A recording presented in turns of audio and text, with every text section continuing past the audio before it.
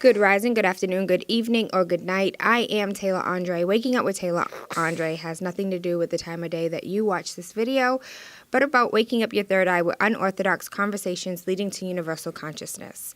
Today is the day that the Lord hath made. We have Prince Rain here with us for a very connected conversation on Black women's mortality rates in the United States, and we are here with Dr. Neel Shah, who is an MD, MPP, FACOG, is an assistant professor of obstetrics, gynecology, and if I could speak English, reproductive biology at Harvard Medical School, and the director of Delivery Decisions Initiative at Harvard.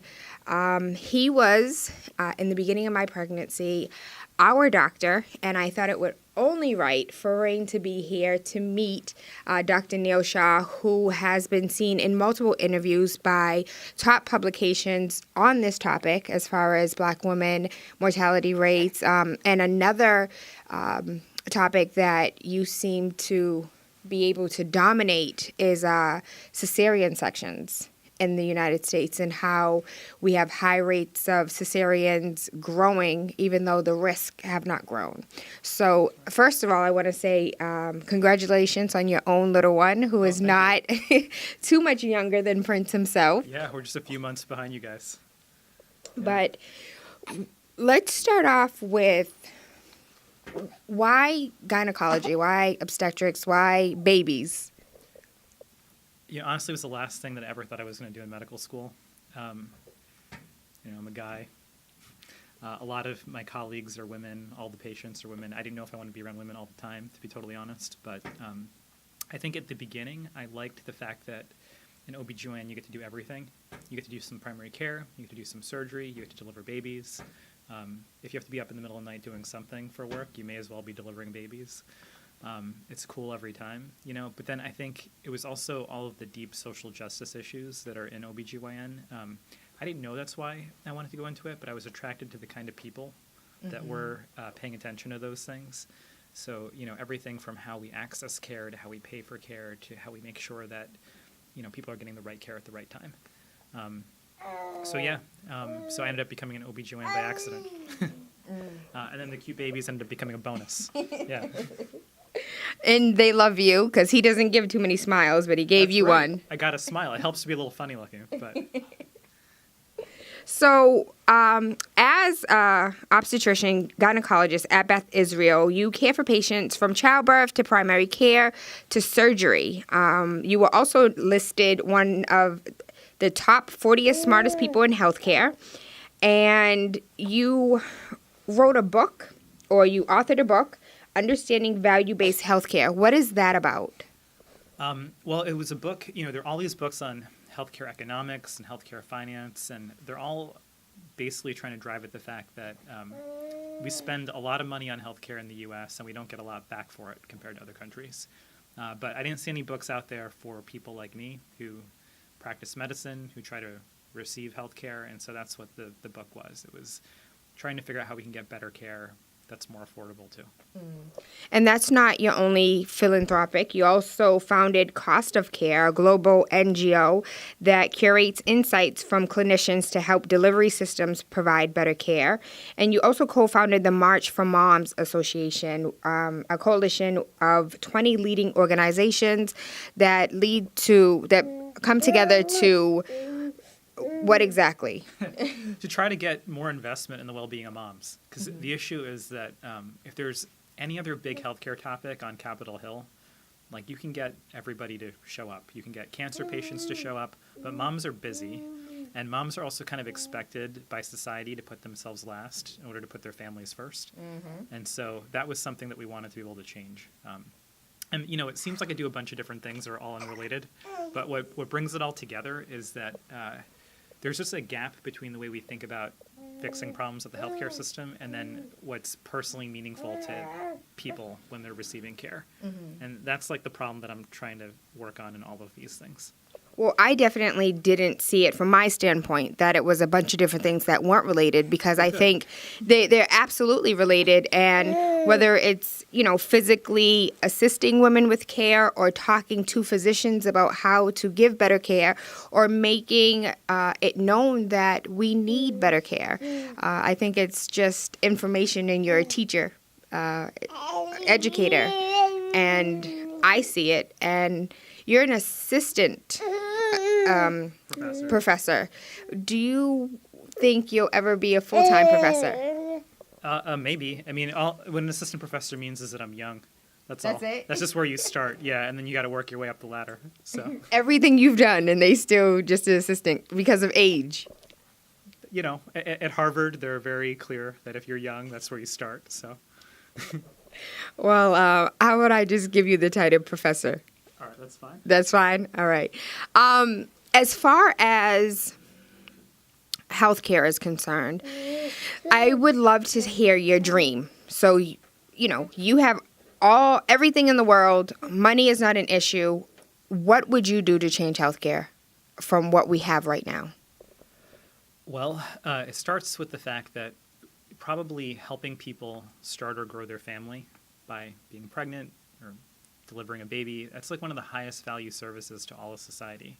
But if you look at the well-being of moms across our country, you wouldn't really know it. We're just so far behind.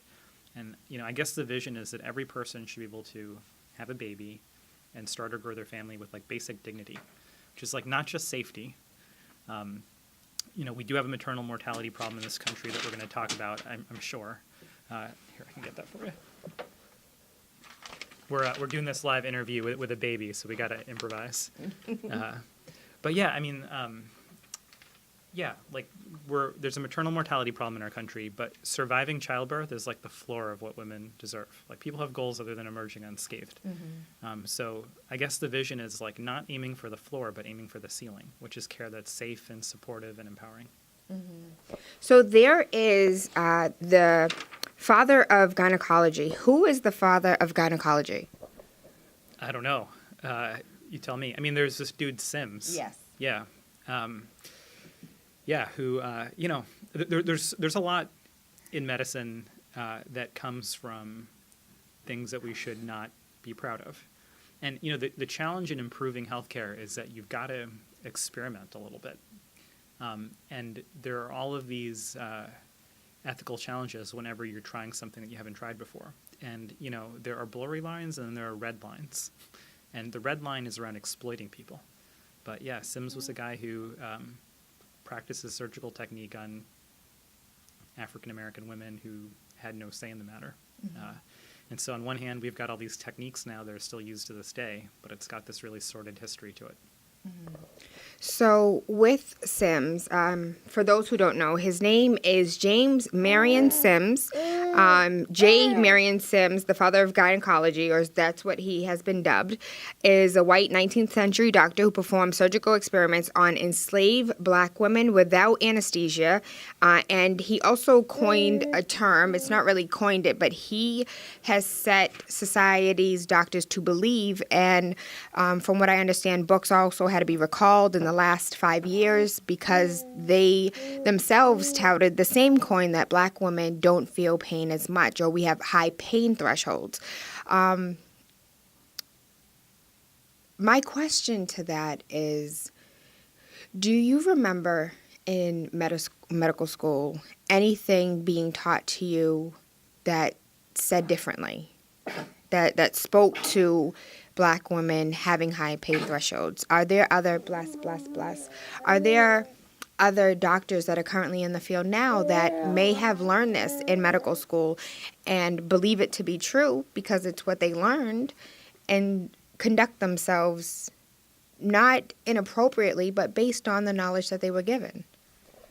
Well, I saw that textbook excerpt and, it should have been recalled and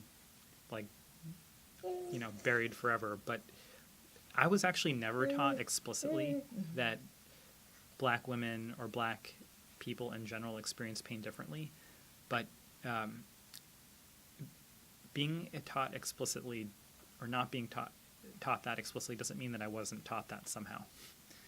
So the way that it works in medical school, we're basically taught to like hone and amplify our biases in general, because there's always medicine at the end of the day is a little bit of an artisanal craft.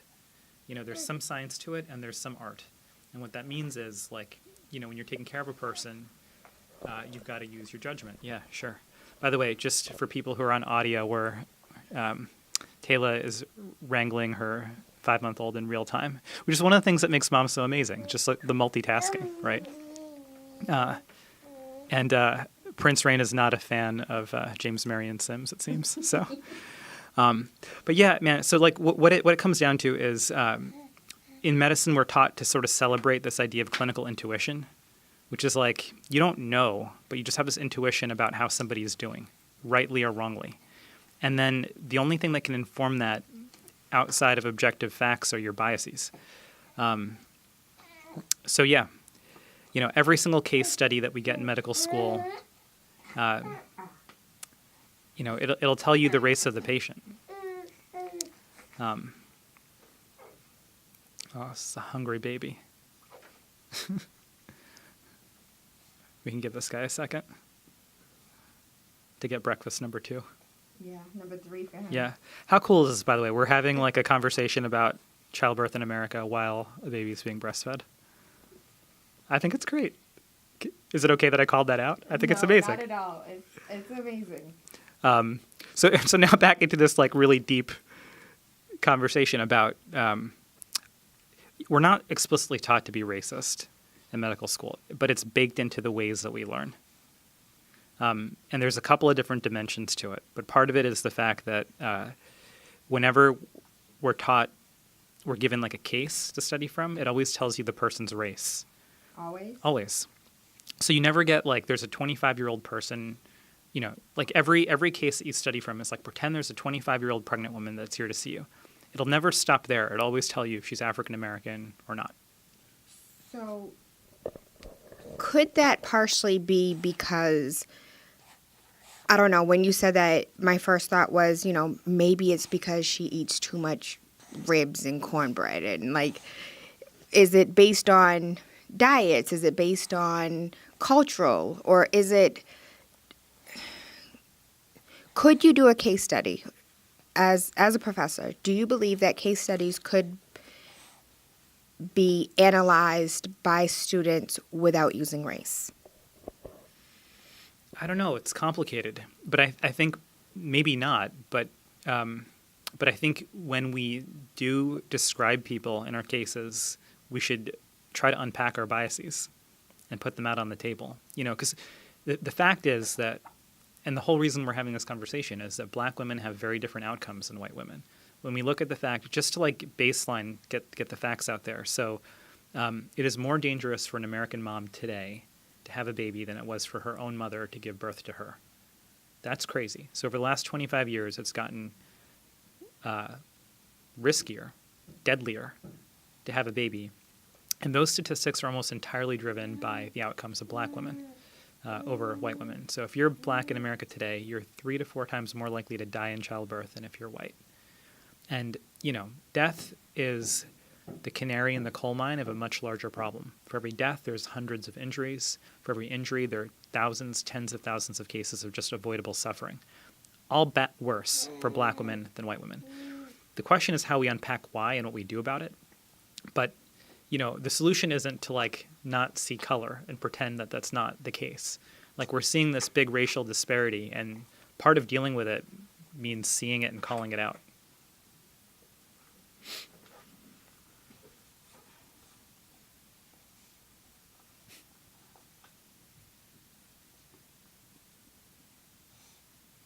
I have to say that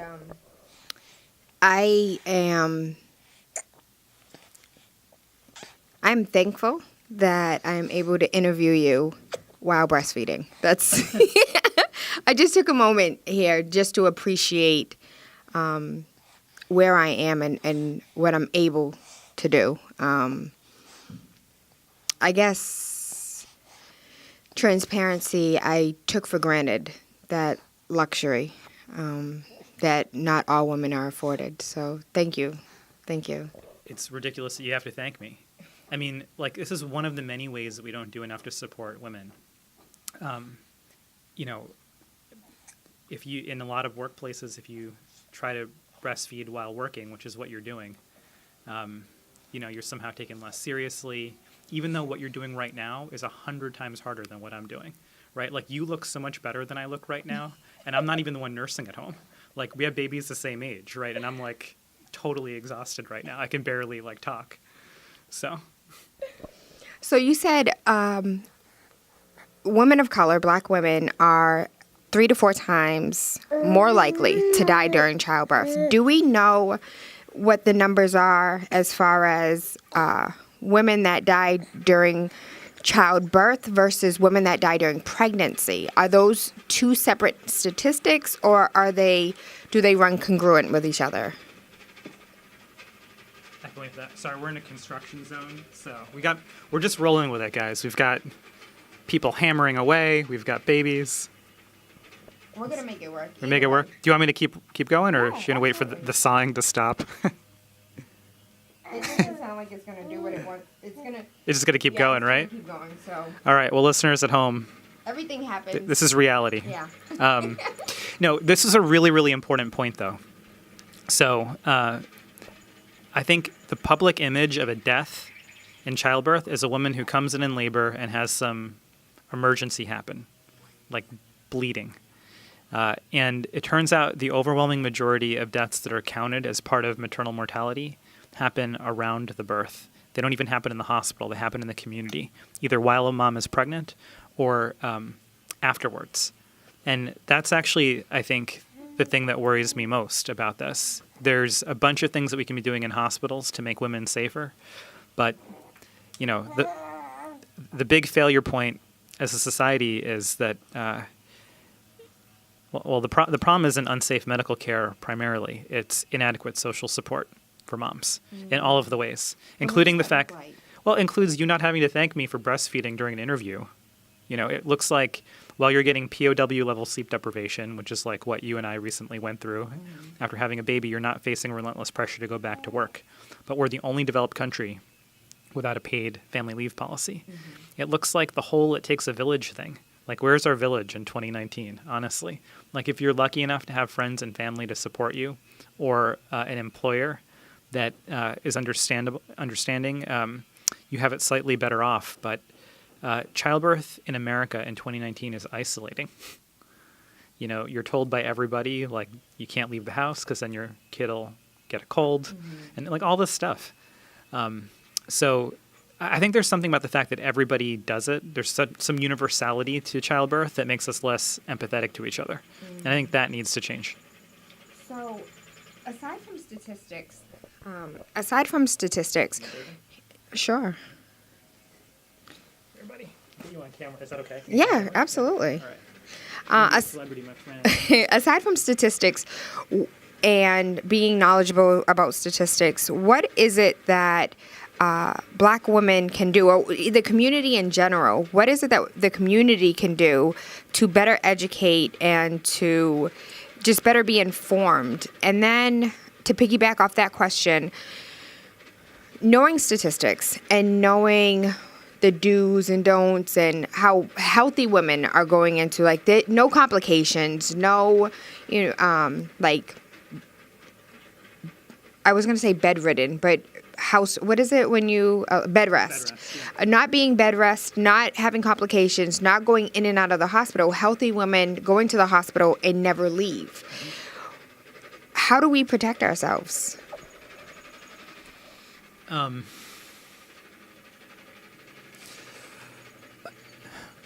want to answer it thoughtfully because, the goal is to make everybody aware without terrifying moms more than they already are about childbirth.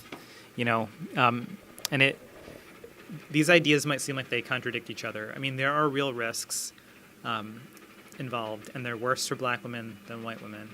But, the fix are mostly like common sense, really basic things. It's not like a fancy piece of technology. It's also not a matter of like putting the burden back on Black women somehow. Like, there's all of these myths out there about, it's not related to income, it's not related to education, it's not even related to health. Being a celebrity, being Serena Williams, does not protect you necessarily. It's about, I think, the system and clinicians not just hearing, but really like listening, and giving women the benefit of the doubt when they express concerns about symptoms, particularly pain.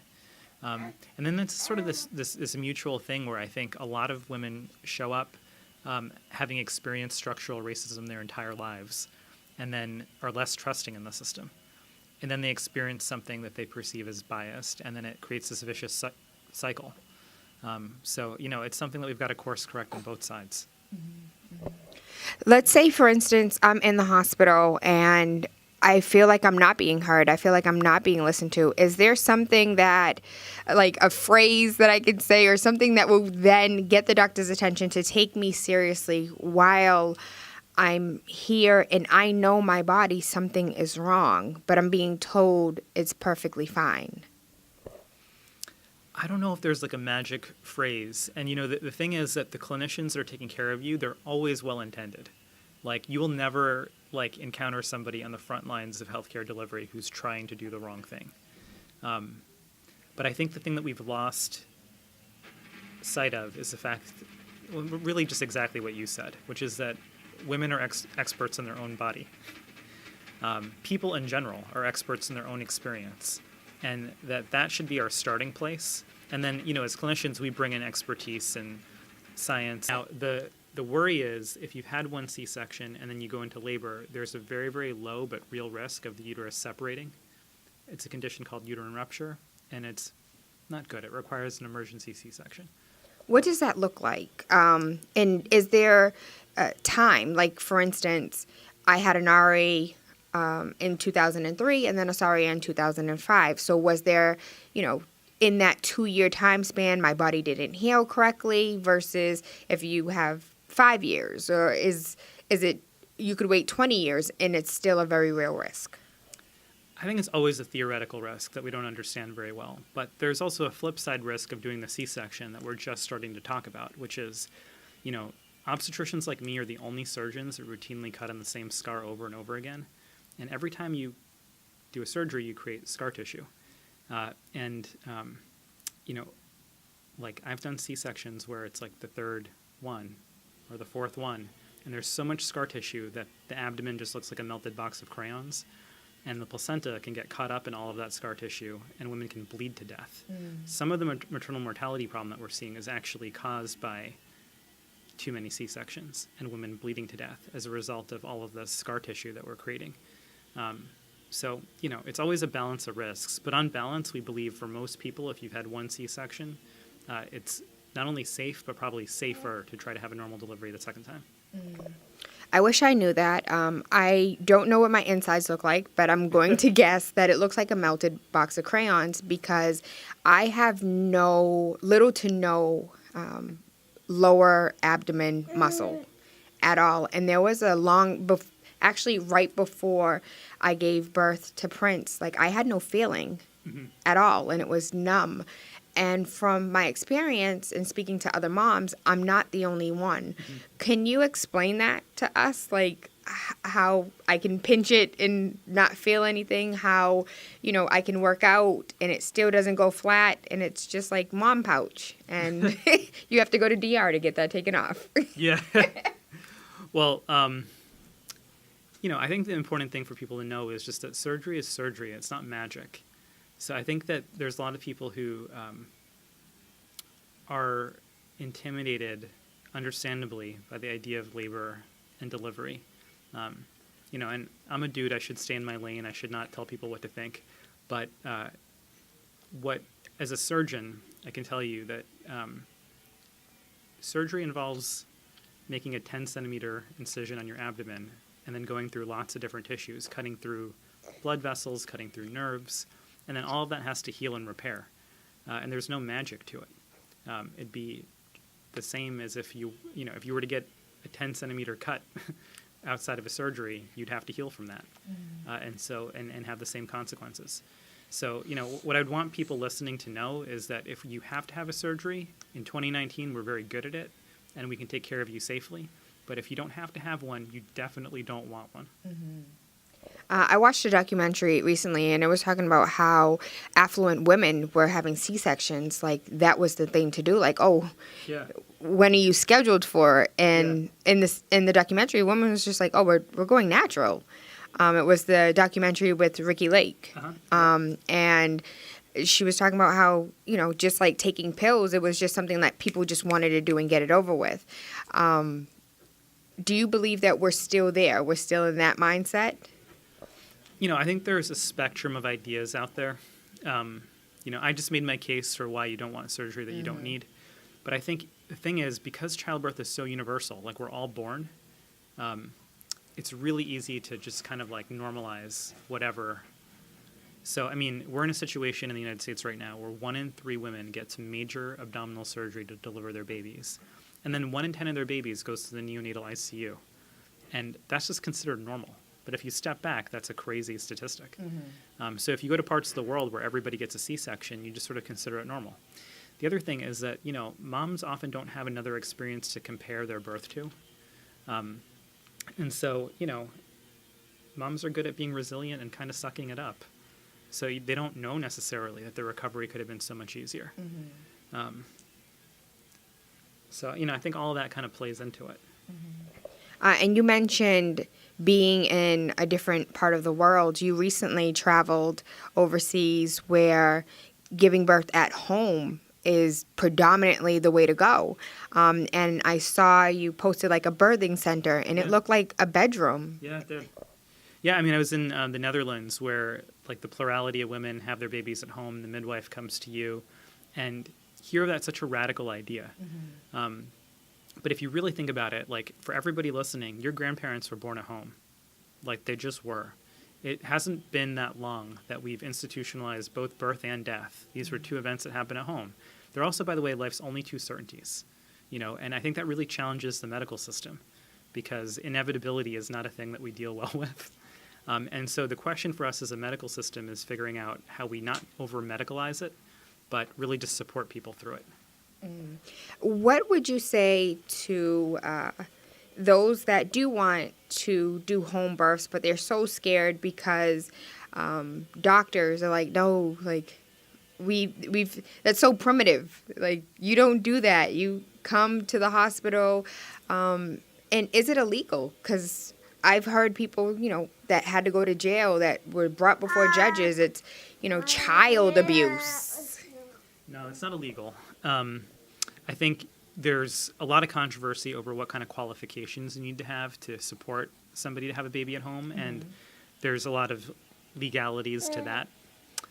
Like as far as doulas and midwives are concerned? Midwives in particular, there's a few different pathways to being certified as a midwife, which is like a whole other thing. But no, like it's your right to have your baby wherever you want to have your baby. The thing is, in the United States, 99% of women have their baby in only one type of setting. But in the UK and almost all of Western Europe and many parts of the world, they offer you options. Home, birthing centers, hospitals, and a few options in between. And, the question for all of us should be, like, not imposing our will on everybody, but just trying to make all those options safe for people. So, I think the thing is, if a woman today in the United States wants to have a home birth, my recommendation to her would sort of depend on her context. There's parts of our country where you can have a safe home birth because there's a system around you. There's people who can come help you. You definitely don't want to go it alone. No, you don't. It's the most painful thing. I thought I was going to do a natural birth with Prince Rain. I thought I wasn't going to have any epidural. Exactly. Yep. That's how he feels. There's a Lifetime TV show called Born in the Wild where like women just like go out into the woods and have a baby. That's stupid.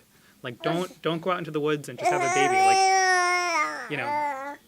it turns out we evolved big heads and hands at the same time.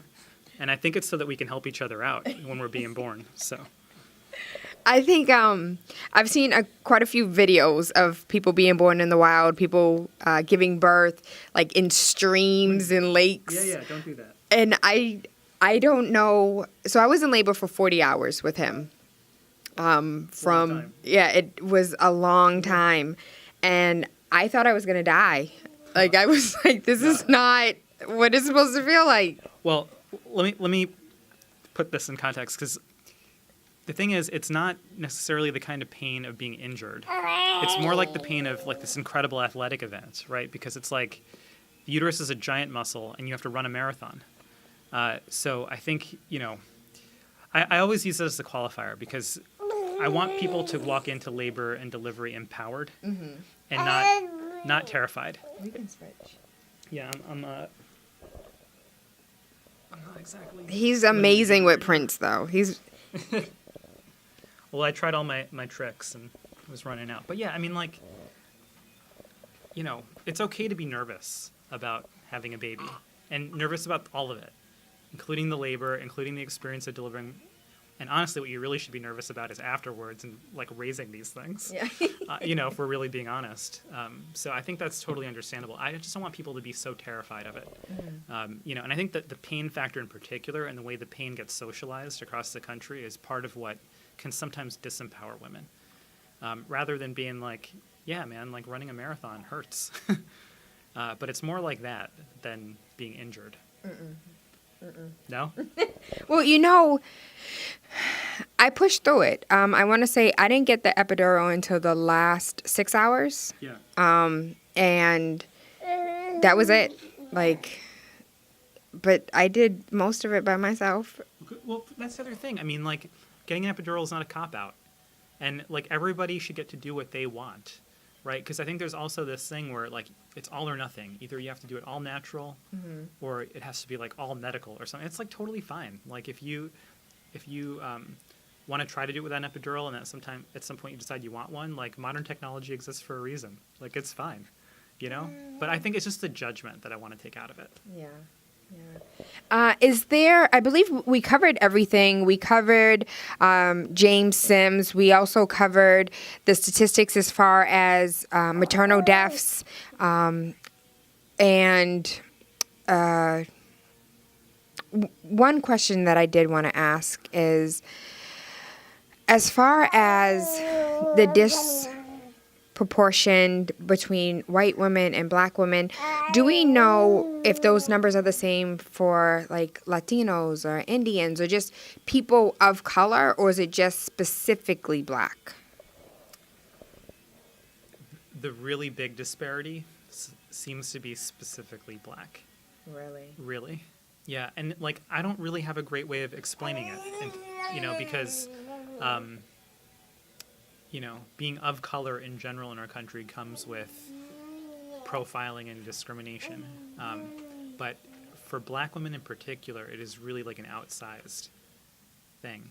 And I think it's probably a combination of like, implicit bias at the front lines, meaning like people not being believed when they express symptoms, and then just sort of structural racism and like the whole chronic stress of that, which is the alternate explanation that people in public health have offered, is that just the lived experience of being a black woman in the United States causes chronic stress, and that can affect health outcomes. It makes sense to me.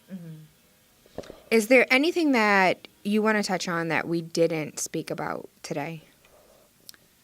No, but for those of you who can't see, Prince Rain is adorable. You got to hear it, but only some of you get to see it. And thanks for doing this. I will say, it's probably worth saying, the way that this interview came about was that there was a video clip of me on social media talking about a lot of these issues. And then you called me out. You said that when you were, you started off in my practice and then you moved, but when you were seeing me, you felt that, I was out there talking about, trying to do a better job of listening to women, and you felt like I could be doing a better job. So this is part of my education back. So I wasn't even going to mention that, but thank you for bringing it up. And there was a point that I didn't feel like I was being heard, and I did voice my concern, and then I didn't wait for the mediation. I thought that I was so far along in my pregnancy, and I think I went a good, 3 appointments when I wasn't seen at all. And and I take full responsibility for missing one of those. But I think we got like rescheduled a couple times, and it was just frustrating for me. And I went ahead and I did leave, but I want to say kudos to you for owning yours. You know, not too many people are willing to own it, and I did not think you were going to respond. So when I responded to, and it was on Instagram, when I responded to your Instagram, I just, like, it was for me. It was just like a let go for me. But I never expected you to respond. So I can't, like, kudos and thank you. And then when I asked you, well, do you mind doing an interview on it? And you were like, you know what? I owe you that at least. And I think it would have been amazing to have you deliver him. Because well, we'll hug it out after this. But, the basic thing is that we all need to work on doing better, but the responsibility really belongs with the people who do this professionally. And it's an ongoing process. Like, I don't have all the answers. I'm imperfect, as your experience illustrates. But, this is part of the progress along the way. So. Thank you so much. Yeah. Thank you. Thank you. I am Tayla Andre. This is Prince Rain over here doing what he wants to do. I thank you. I love you. I appreciate you. For any questions or to even go out and get the book, where can they find you? Oh, I'm all over the place. I'm on social media. You can find me. You can get the book or not. I think only my mom has read it. So if you want to be person number 2, you can hop on. But I'm really easy to find. So I'd love to hear from any of you. What about the march? Oh, thank you. All right. I'm not good at plugs, clearly. But on May 11th, which is the day before Mother's Day, we're doing an event called March for Moms. It's going to be in Washington, D.C. We're going to put a rock concert stage right in front of the Capitol building. And we're going to be talking in front of a national audience, hopefully thousands of people live and tens of thousands more streaming on social media about the very issues that we've been unpacking here. So we'd love for you to turn out. If you can come to D.C., come to D.C. If you can't come to D.C., plug in on Facebook, Twitter, Instagram. So you heard it first. I thank you. I love you. I appreciate you. I hope you guys have an amazing day. And I want to just say thank you to all of you for just staying with us this whole time, because I know Prince being here can be a little distraction. I can't hear clearly. Can you, some people are, can you just put the baby outside, or can you shut the baby up? And these are real issues. Like, this is real life. So I appreciate you guys for bearing with us, and I hope you have an amazing day. I am Tayla Andre, TaylaAndre. If you have any questions, concerns, 617-459-0041 is my direct number, and I hope you guys have an amazing day. That's right. And sort of, clinical skills and other things, but we should always start with the person's expertise and trying to figure out what to do next. And maybe just reminding people of that, your body, and this is not normal for you. That'll always get a doctor's attention or a nurse's attention, that, they're trying to compare you to everybody else that they've seen. Always, right? We're always looking at people in the context of the thousands of experiences that we have in our mind. If you were to say something like, I know this might not seem like a big deal to you, but this is not normal for me, and I'm very worried, I think that would get the attention of most people. Yeah. So earlier you mentioned how doctors and physicians are amplify their own biases, right? So what would you say, or what do you say to those physicians that maybe they're not in New England, maybe they're not around people that look different on a regular basis, maybe they're in South Carolina or Oklahoma, and they do have very strong biases, like black women don't feel pain. See how strong they are? They're like oxes. Or at least that's some of the things that I've read as far as Sims is concerned. And I do believe that ideology has been perpetuated in certain parts of the country more than others. So what would you say to physicians that do carry those biases and do have those beliefs, and science and their experience have proven that to be true? And these are good questions. First of all, nobody gets let off the hook for bias. So, like, if you live in Boston, you don't get a free ride because, you don't share the history of the American South. I think that there's different degrees of bias everywhere, but any bias that doesn't operate in somebody's favor, this is the hard thing. So we celebrate this thing called clinical intuition, when a doctor can just sort of walk in and guess the right answer. And there's always a dimension of luck involved. But like what I think all clinicians have to remember is that there's a thin line between clinical intuition and straight out racism, right? Like a brand new doctor that walks into the hospital, all they're expected to know, like no book learning, like that'll all come. But the only thing you're expected to know is whether or not somebody is truly sick when you look at them from your experience. And then the thing is, how does that work for like diseases like a fibromyalgia that you cannot see? no, you can't see it, but I mean, like you just sort of like look at their expression, all these things that are intangibles. But, like for example, like we're taught to recognize when people are pale because it means they might be anemic. But if you're black, you might not look pale. You know what I mean? Like, so, all these things are problematic. And I think when it comes to bias, we're just at the beginning of having these conversations where, the whole thing about implicit bias is that it doesn't operate in your consciousness. So you don't even know you're doing it. So we need ways of sort of calling it out, getting it on the table so that when it's not serving anybody's interest, we can get rid of it. Touching really quickly on Serena Williams and, being a celebrity, having all of the money, not having any health issues prior. For those that are unaware of her situation, could you kind of break that down to give people to understand the importance and what actually happened with her? So Serena Williams had a C-section, and then a couple days later had a lot of difficulty breathing. And it was because of a blood clot that was in her lungs. It's called a pulmonary embolism when that happens, and it's life-threatening. It is a big deal. And she'd had something like that happen to her before, so she knew what it was right away. She is the world's greatest athlete, so she knows her body pretty well, better than average, and was like, this is not normal. And then she's Serena Williams. So, you'd expect really attentive treatment above and beyond, and what basically happened, apparently my thumb tastes good. It's clean, though. Don't worry, buddy. What happened is she was like, this is not normal, and she wasn't initially believed. And, as she tells it, she had to advocate for herself and ends up saving her own life by convincing the team that there was really something seriously wrong with her. And there's probably a variety of biases that were operating there, including the fact that she's the world's greatest athlete, so how could she possibly have this clot in her lungs? But yeah, that's what happened. And it was a really powerful story. One, because I think Serena Williams does such a good job of being a mom and being a pro at the same time. I think that was part of it. But also just, if it happens to her, It can happen to anybody. And if she wasn't believed, can you even imagine what it would be like for someone who's not a professional athlete and is trying to advocate for themselves?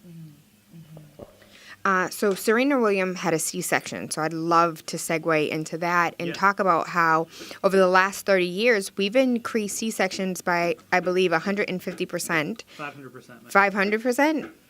Since the 1970s, 500%. That's absolutely insane. Yeah, insane. But there's no risk that have come to, increase our cesarean section. So why exactly are we pushing it? Why are doctors pushing it? So I wouldn't say it's doctors that are necessarily the ones that are pushing it, although they are the decision makers, so they're right in the pathway of owning responsibility for it. We just have designed a system that encourages doing more and more and more and more.